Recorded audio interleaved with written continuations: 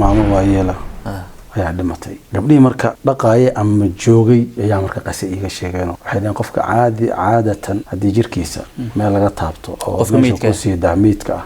tuusan dhiman jirkiisa meel laga taabto oo dhaawacmo waxba ka soo iimaanay shiir iyo wax soo baxay marka dhaqaa isbedel ku dhac markuu dhintaba bismillaahir rahmaanir rahiim alxamdulillaah wasalaatu wasalaamu calaa rasuulillaah sallallahu alayhi wasallam ama bacdu badbaad Allah ku barakeeyo horta hal mowqif runtii alla yaabay ودمر هكو سعودو ayaa ka dhacay Nairobi maamo waayeela qasaway maamo waayeela ayaa dhimatay ilaahay naxariisto ICU markay ku dahday oo jirkeeda qaar kamid la jarjaray oo dhaawac ahayd muddo meesha tiilay ayaa ay dhimatay Allah naxariisto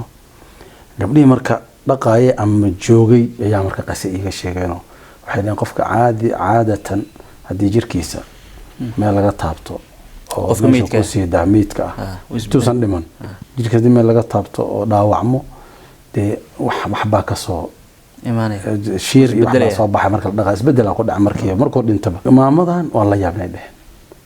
boogtii meeshii carafa ka soo baxday la yaabay markaasaan ku iri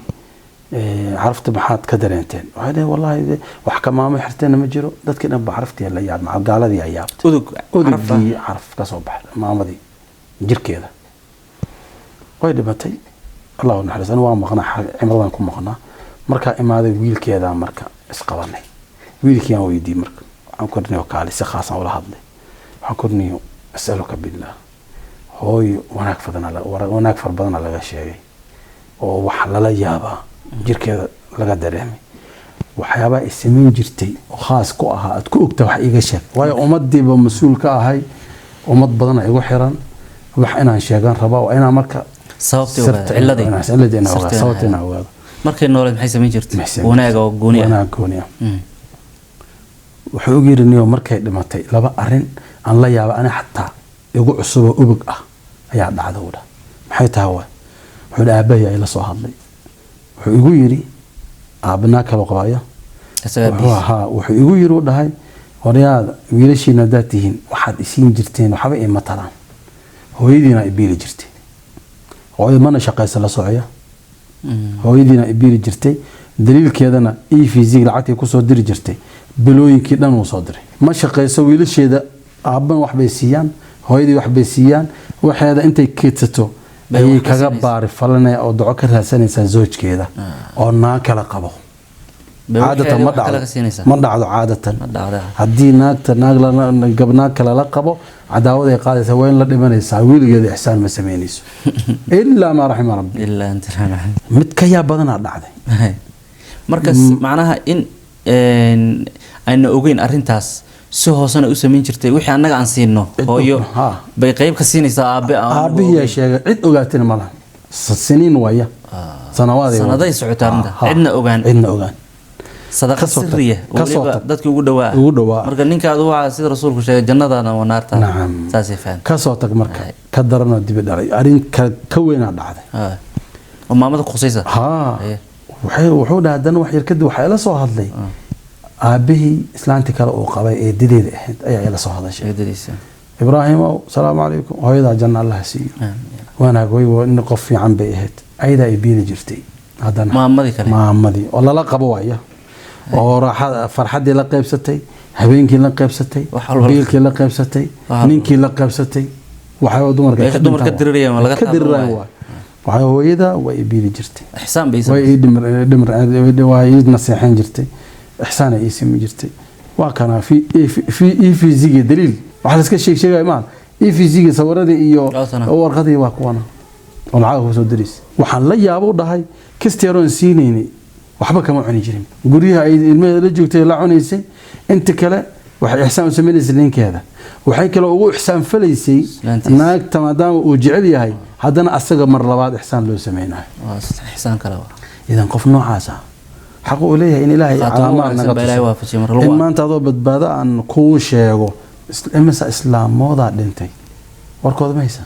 lama garanay maxaa keenay warkeeda maanta social media anoo baxata aqoon ba hadda ogaanay maamada baan aqoon baxata maamada aqoon wajiga wiilkeeda aan garaneyn hadda maanta jeclaatay oo duceynaysa yani inta maqlaysan waxaan leeyahay u duceeyo inuu ilaahay jannada firdawsa ka waraabiyo dumarka marka risaalada inay meesh wax ka qaataan gabar yahay naag laba in la guursado ilaahay qadari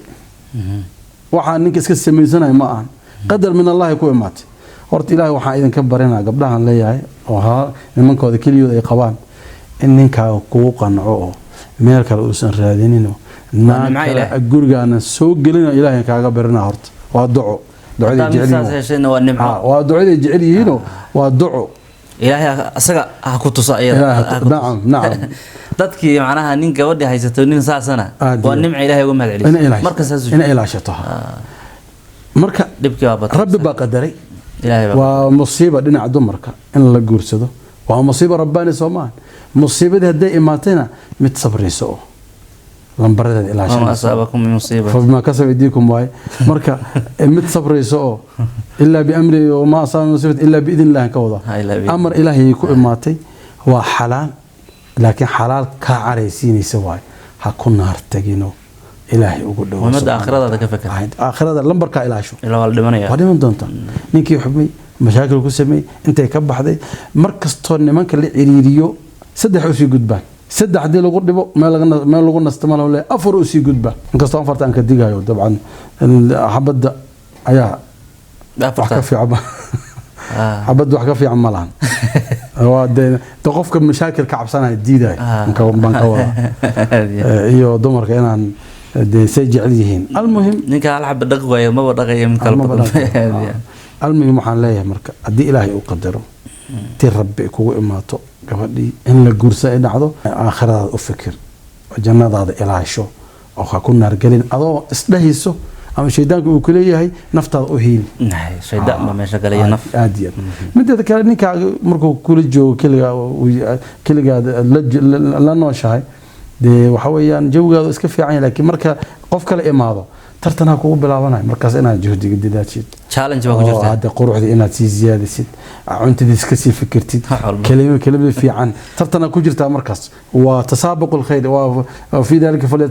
falyatanafas almutanafisun tartan ku jirtaa ninkaana jannada ku helisaay gabadha imaatay ee jannada qaadanayno adan jannada dhinaca ka hayso waa iga talo iyaga nasiixo oo jeedaan gabdhaha waa taas insha Allah hadiiska rasuulka kaleey salaatu wasalaam ee qolka rasuulka waa rumaysanayna dad badan aqliga hay yiraahdeen aqligu ka hor imaan wixii rasuulka sugan Allahumma salli sam'a wa ta'an nabigu yiri hadii nin ka adduunyada xaaskiisu dhibto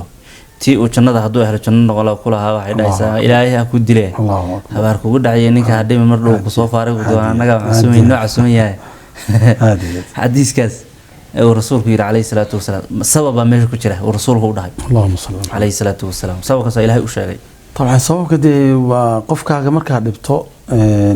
aakhirana dumara u joogo insha Allah duu wanaagsan yahay ilaahay subhanahu wa ta'ala na wada wanaajiyo adduunkana kadalika adaab u joogo marka xuuraynta ilaa uu ka gaaro adiga noqo xurutiin oo mid oo ku jannatayso adduunkana xuurayn noqota aakhirana xuurayn labadaba noqo xurutiin iyo xuurayn la kala النبي صلى الله عليه وسلم وشغله الدنيا متاع نعم وخير متاعها امرأة صالحة وليغا دمركاها لوديو كدبتي wax ka xun ka mushkil badan malaha qasada kale oo aan ku soo khatamay waxay tahay gabarii nabi maxamed sallallahu alayhi wasallam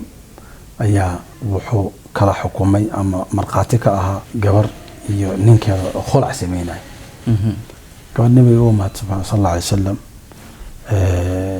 waxay ku dhahday ya rasuulallah zawjkayga anigu kuma qanacsani xuma kale kuma sheegayo sida gaalnimada u nacba ayaa u naxay wax kale ma ahayn waxa la wariyay in laba rag oo dhaadheer oo qurux badan asoo ku dhex jiro gaaban kii gaabna oo falxuma ay nacday hada aniga xaq u leeyahay soo inaan nin fiican helo soo ugu xarabo ha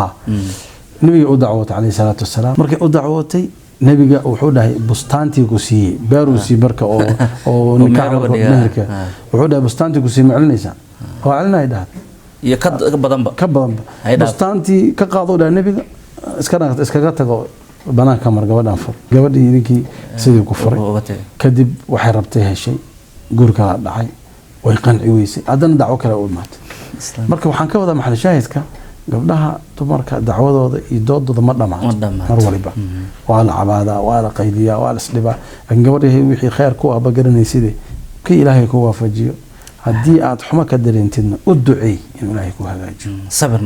sabarna muuji hadduu fiican yahayna uu fiican yahay hadduu xun yahayna ilaahu hagaaji dheh oo gacmaha kor u taag ilaahu islaax sida adaa doorta laguguma qasbine ilaahu islaaxina ilaahayna wuu islaaxina subxaanahu watacaala